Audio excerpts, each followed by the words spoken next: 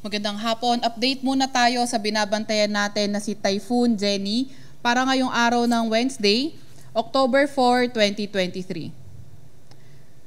Ito ang si Typhoon Jenny kaninang alas 4 ng hapon, huling namataan yung kanyang sentro ng mata sa layong 155 kilometers north-northeast ng Itbayat, Batanes. Ito ay nagtataglay ng lakas na hangin na 155 kilometers per hour at bugso na abot sa 190 kilometers per hour.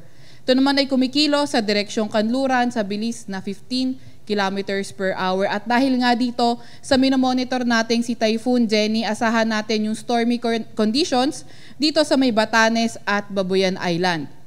Dito naman sa may area ng dito sa may ibang area ay makakaranas din tayo ng rains with gusty winds, particularly sa may northern portion ng mainland Cagayan, northern portion din ng Apayao at northern portion ng Ilocos Norte. Kaya ingat yung ating mga kababayan dyan sa mga malalakas na hangin. Cloudy skies naman na may mga scattered rain showers or thunderstorm inaasahan natin sa nalalabing bahagi ng Cordillera Administrative Region, sa nalalabing bahagi din ng Cagayan Valley at nalalabing bahagi ng Ilocos Region.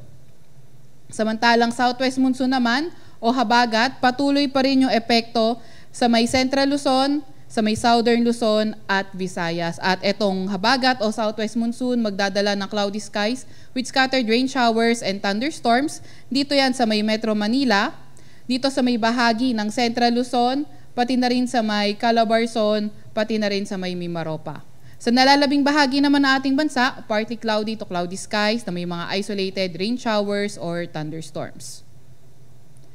At dahil nga dito kay Typhoon Jenny, meron tayong nakataas na tropical cyclone wind signal number 3 sa northern portion ng Batanes.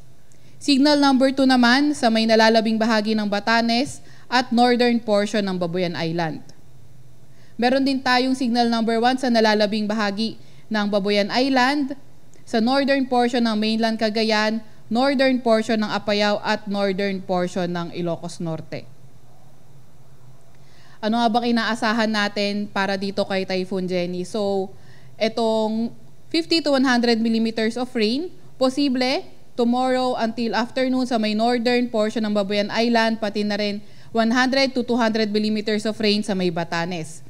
Dito naman sa may tomorrow afternoon hanggang Friday, posible yung 50 to 100 millimeters of rain, Batanes at ang northern portion ng Babuyan Island. At ito ngang si Jenny, pinapag-ibayo o pinapalakas yung ating habagat, kaya asahan natin yung gusty conditions for today sa may southern portion ng Aurora, Bataan, Metro Manila, Occidental Mindoro, Calayan Island, Romblon, most ng Calabarzon, portions ng Bicol Region. Sa may southern portion naman bukas, sa may southern portion ng Aurora, Romblon, portions ng Calabarzon at portions ng Bicol Region, asahan din natin yung malalakas na hangin. Meron din tayo nakataas na gale warning sa may Batanes, sa may Cagayan, kabilang ng Babuyan Island, Isabela at Ilocos Norte. Kaya yung ating mga kababayang mangingisda, pati na rin yung may mga may maliliit na sasakyang pandagat, kung maaari, huwag muna tayong pumalaot dahil magiging maalon hanggang sa napakaalon yung karagatan.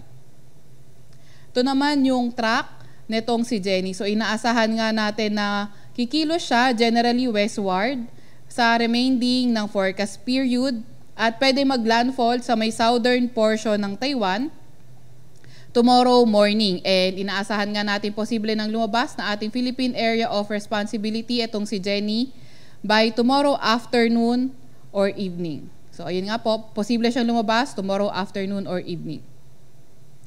So mamaya, ang sunod na update na ating bulletin ay mamayang 11 p.m. Mag-antabay din tayo sa ating mga weather advisory, every 12 hours siyang nilalabas.